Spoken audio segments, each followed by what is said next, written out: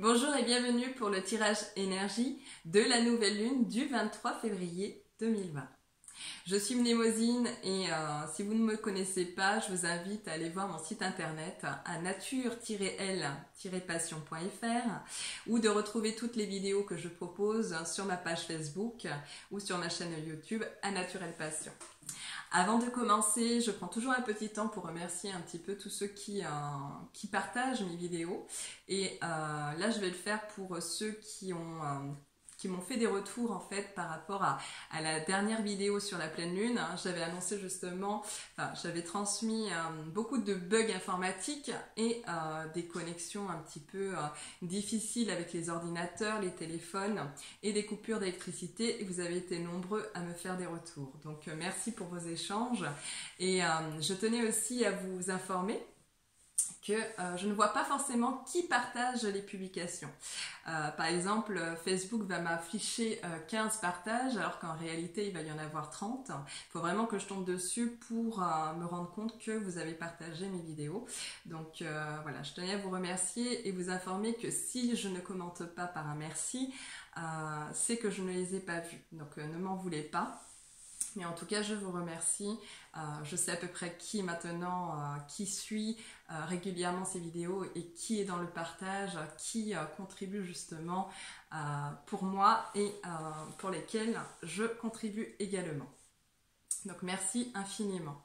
C'est important pour moi les remerciements parce qu'on dans la vie, je trouve qu'on a tendance à pointer du doigt sur tout ce qui est mauvais, tout ce qui est négatif. Et quand il y a quelque chose de bien fait, c'est très rare qu'on le montre, qu'on puisse en parler. Alors que moi, justement, on va dire dans ma philosophie de vie, je suis plutôt dans le contraire. C'est-à-dire que quand il y a des choses qui sont bien faites, même un petit rien, même un bonjour, un merci, c'est déjà pour moi énorme et je suis vraiment dans, on va dire, la philosophie de vie de la revalorisation, on va dire, des personnes, ce qui est très important pour notre évolution et c'est ce qu'on devrait en fait tous réapprendre sur cette terre pour justement peut-être agir différemment et penser autrement et peut-être mieux réussir notre vie. Enfin, en tout cas, dans un travail de développement personnel, je trouve que c'est super important.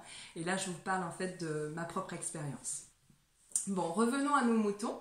Donc, sur cette nouvelle lune, donc c'est le moment propice pour élaborer de nouveaux projets, mais à condition de prendre en compte son influence du mois pour connaître quels seront les domaines principaux qui vont rencontrer le plus de succès pour leur réalisation.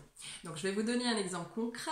Si toutefois vous avez un projet bébé mais que la nouvelle lune annonce des difficultés, on va dire, sur l'état de santé des femmes en général, il est évident que ce projet bébé doit se mettre en route puisque c'est la nouvelle lune, mais il faut aussi prendre en compte que ça ne sera pas forcément profitable à beaucoup de femmes. Donc la nouvelle lune du 23 février, elle par contre, sera intéressante pour tous les natifs du poisson et je souhaite un joyeux anniversaire à tous les poissons. Je suis également poisson, donc je me souhaite également un bon anniversaire et en plus la nouvelle lune tombe juste derrière la date de mon anniversaire. Il y a beaucoup de médiums, beaucoup on va dire, de thérapeutes qui sont nés sous le signe du poisson. Et le poisson, il faut savoir que c'est un être très intuitif, c'est vraiment un élément eau et qui a beaucoup d'empathie, beaucoup de qualités, mais notre propre défaut, c'est aussi notre vulnérabilité par moment. Donc c'est important aussi de connaître un petit peu, on va dire, notre signe astrologique, la personnalité en tout cas de ce signe astrologique qui correspond bien à notre personnalité en général. Bon, la nouvelle lune sera intéressante donc pour tous les natifs du poisson, donc très bon anniversaire, mais également si vous aimez prendre des risques, vous donner des challenges, expérimenter une situation nouvelle pour cette nouvelle lune qui ne nous épargnera pas d'événements inattendus et de tentations variées. Donc je vais énumérer la liste des aspects négatifs et je terminerai par la liste des aspects positif. Donc, d'un point de vue relationnel, et là on va dire côté affectif, sentimental, donc si vous êtes célibataire, c'est un mois qui permettra des rencontres fortuites, passions et sentiments exaltés, avec une tendance à retenir ses pensées, mais à la longue, la fusion d'une nouvelle union à cette période peut devenir nuisible si toutefois vous n'avez pas fait le deuil d'une relation passée ou si une ancienne relation est encore trop présente dans votre environnement. Il sera important de vous débarrasser des vieux schémas pour éviter l'illusion amoureuse. Pour les couples en crise, on va dire depuis 1 an minimum, il sera bon d'être dans une démarche de prise de conscience. Vos amours peuvent être tourmentés. Le risque, si vous ne parvenez pas à temporiser les décisions, faire du temps votre allié, accepter les maladresses et erreurs nombreuses pendant cette période, votre couple peut se défaire petit à petit comme les mailles d'un tricot détricoté, sans retour en arrière et être prisonnier d'une relation sans issue. D'autres couples, eux, seront surtout submergés par le stress provenant par des factures, par des crises financières, voire par des mauvaises nouvelles qui s'enchaîneront. Il sera important pendant cette phase énergétique de revoir vos relations. Certaines risquent de vous épuiser et beaucoup d'entre vous chercheront à se défaire intelligemment d'anciennes relations pour construire des relations harmonieuses, nouvelles et plus en accord avec son être véritable. Mais vous ne serez pas épargné par le stress pour ne pas les blesser. Vous serez plus sensible aux relations existantes, prudence pour les plus susceptibles. Prudence également à ceux qui ne supportent pas la solitude, qui chercheront la compagnie des autres. Ce besoin excessif peut vous amener à une dépendance excessive et vous pouvez nuire à votre entourage. D'un point de vue professionnel, certaines opportunités de signature de contrat de travail peuvent vous être proposées, mais certains seront à éviter. Il sera nécessaire d'observer et faire le bilan de vos conditions de travail pour ne pas subir un burn-out ou une démission à venir. Prudence également au courrier envoyé. Prenez le temps de vous relire pour éviter des erreurs ou que vos courriers n'atterrissent pas dans les spams. Cette lunaison permettra de réaliser beaucoup d'émotivité à votre personnalité, d'où le risque de dispersion, d'indécision, de passivité, d'agir en fonction d'autrui, de croire plus en l'autre qu'en vous, de vous sacrifier par la peur de ne pas être aimé ou de blesser. Pour d'autres, même si vous êtes le pouvoir derrière le trône, l'impression de ne pas recevoir le crédit de ce que vous méritez pour votre travail, investissement, votre rôle sous-estimé vis-à-vis des réalisations sera décuplé. Focalisez-vous sur votre attention, on va dire surtout sur vos actions. Il n'est pas impossible que ce mois-ci signe le début d'une crise financière qui se révélera beaucoup plus tard.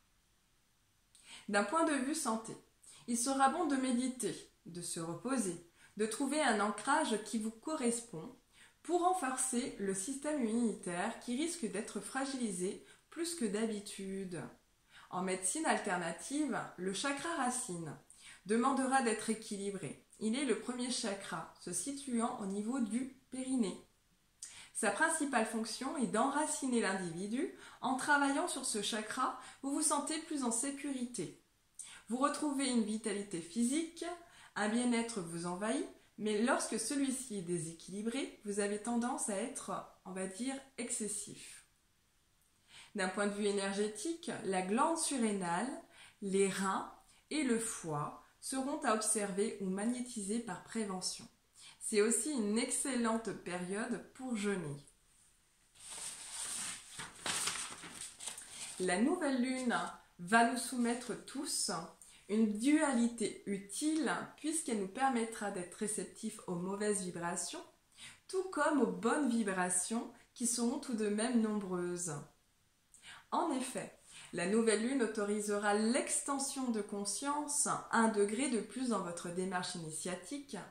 De même, elle donnera lieu à un alignement propice des énergies à la réalisation de votre vocation.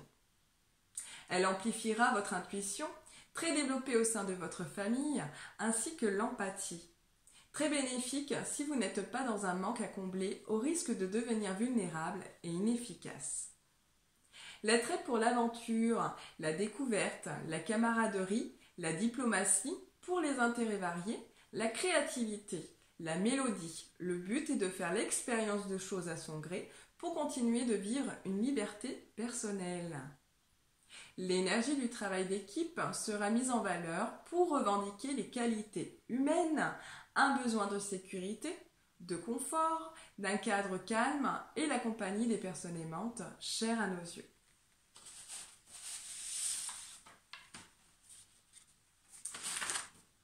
Pendant cette lunaison féconde et audacieuse, l'intellect sera sollicité. Pour partager ses valeurs, encourager la solidarité, amplifiant l'inspiration pour l'écriture, les loisirs, tout ceci pour employer vos talents, compétences, l'humanisme, pour vous aider à vivre dans un espace de joie, de spontanéité et d'amour. Pour conclure, c'est une excellente nouvelle lune, comme toutes celles de 2020 d'ailleurs, car elles permettront toutes l'aboutissement des projets, mais celle du 23 a l'avantage de penser projet pour des démarches de réalisation durable à long terme. Plusieurs d'entre vous auront l'occasion de démarrer un nouveau cycle, de planter vos graines d'attention et visualiser leur plein potentiel, à condition d'éliminer au fur et à mesure des habitudes de vie, ces routines nuisibles. Donc je vous retrouve tout de suite pour la deuxième partie de cette vidéo et je vous laisse méditer sur une belle citation. La citation, la voici. Si la vérité blesse à court terme, le mensonge le fera à long terme. À bientôt!